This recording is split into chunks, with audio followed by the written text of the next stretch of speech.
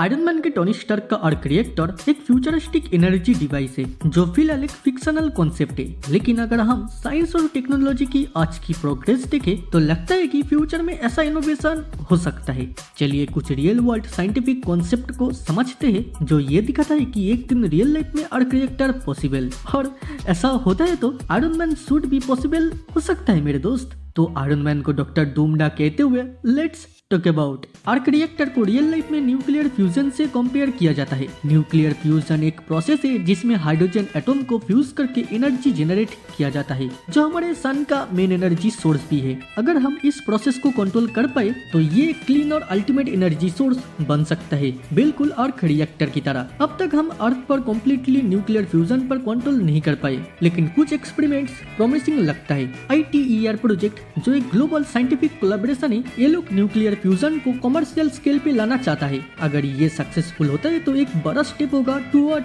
Real life arc reactor का। Tony Stark का arc reactor छोटा और कॉम्पैक्ट है, लेकिन इनफ एनर्जी प्रोड्यूस करता है जो उसकी सूट और हार्ट को पावर दे सके। रियल लाइफ में हम आज भी एनर्जी को इतना कॉम्पैक्ट और पावरफुल नहीं बना पाए, लेकिन प्रोग्रेस जरूर हो रहा है। फॉर एग्जाम्पल नासा और स्पेसएक्स जैसे ऑर्गेनाइजेशन ऐसे कॉम्पैक्ट एनर्जी सोर्स पर काम कर रहा है जो स्पेस मिशन को पावर दे सके। RTG radio isotope thermoelectric generators जैसे device long term energy solution provide करता है जो डीप स्पेस मिशन के लिए यूज करा जाता है। अगर हम ऐसे डिवाइस को मिनिएचराइज कर पाए तो ये एक सिंप्लीफाइड वर्जन हो सकता है आर्क रिएक्टर का। Arc reactor perfect sustainable energy source की तरह काम करता है जो कभी एग्जॉस्ट नहीं होता। फ्यूचर में हम ऐसे मटेरियल्स बना रहे हैं जो ये पॉसिबल कर सकता है। ग्राफीन एक कार्बन बेस्ड मटेरियल है जो एनर्जी स्टोरेज में एक रिवोल्यूशन ला सकता है। ग्राफीन का यूज करके साइंटिस्ट ऐसे बैटरीज डेवलप कर रहा है जो एक्सट्रीमली हाई एनर्जी डेंसिटीज को स्टोर कर सकती है। अगर ये सक्सेसफुल होता है तो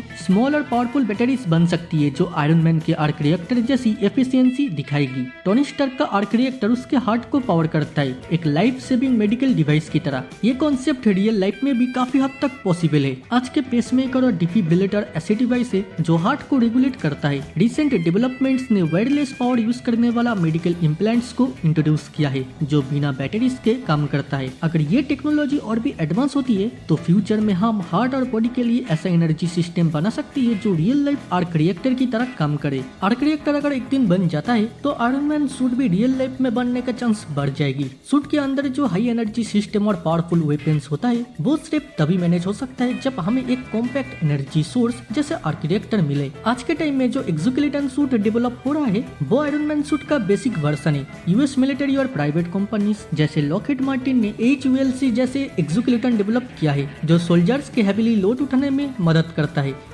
फिलहाल इन्हें एक्सोस्केलेटन बैटरीज की जरूरत पड़ती है, लेकिन अगर एक पावरफुल आर्क रिएक्टर बन जाए तो पूरा आयरन मैन सूट ही रियलिटी बन सकता है। टोनी स्टार्क के आयरन मैन सूट में जो एडवांस AI और नैनो टेक्नोलॉजी होती है वो सूट को इंस्टेंट रिपेयर और मॉडिफिकेशन करने में मदद करता है। ये टेक्नोलॉजी आज के टाइम बहुत एडवांस हो चुकी है और साइंटिस्ट सेल्फ रिपेयरिंग मटेरियल पर रिसर्च कर रहा है। नैनो टेक्नोलॉजी के यूज से सेल्फ हीलिंग मटेरियल और फ्लेक्सिबल इलेक्ट्रॉनिक्स डेवलप किया जा रहा है जो सूट की फ्लेक्सिबिलिटी और ड्यूरेबिलिटी को इनहेंस कर सकता है। फ्यूचर में AI और नैनो टेक्नोलॉजी का एडवांसमेंट से Iron Man like autonomous suit बनाना पॉसिबल हो सकता है। आयरन मैन सूट का फ्लाइंग फीचर्स आर्क रिएक्टर का हाई एनर्जी आउटपुट पे डिपेंड करता है। रियल लाइफ में मैग्नेटिक लेविटेशन AKA मैकलेप और जेट प्रोपल्सन सिस्टम उसका कूलेस्ट काउंटर पार्ट है। जापान के मैकलेप ट्रेन मैग्नेटिक फील्ड का यूज करके हाई स्पीड पे ट्रेवल करता है। सिमिलरली आज के टाइम भी जेट पैक एग्जिस्ट करता है, लेकिन उन्हें लिमिटेड फ्लाइट टाइम और एनर्जी इश्यूज फेस करना पड़ता है। अगर एक पावरफुल एनर्जी सोर्स जैसे आर्क रिएक्टर डेवलप हो गया तो आयरन मैन सूट का फ्लाइट सिस्टम इजीली पॉसिबल हो सकता है। तो आखिरकार कंक्लूजन यही आता है,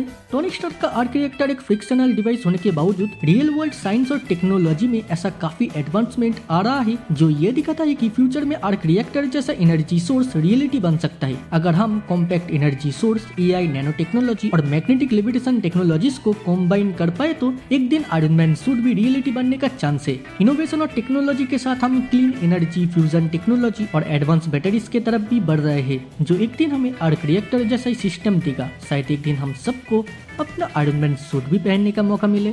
Who knows what could happen? By the way, video अच्छी लगी तो लाइक करना एकदम मत भूलो। ऐसे वीडियो के लिए प्लेलिस्ट को चेकआउट करो और कमेंट में बताओ वीडियो आपको कैसी लगी। फिर दुनियादारी भूल जाओ, बचपन की याद में खो जाओ और चाइल्ड मेमोरीज को सब्सक्राइब करें। आज के लिए इतना ही, फिर मुलाकात होगा दूसरे किसी वीडियो दूसरे किसी टॉपिक में। तब तक देखते रहो चाइल्ड मेमोरीज।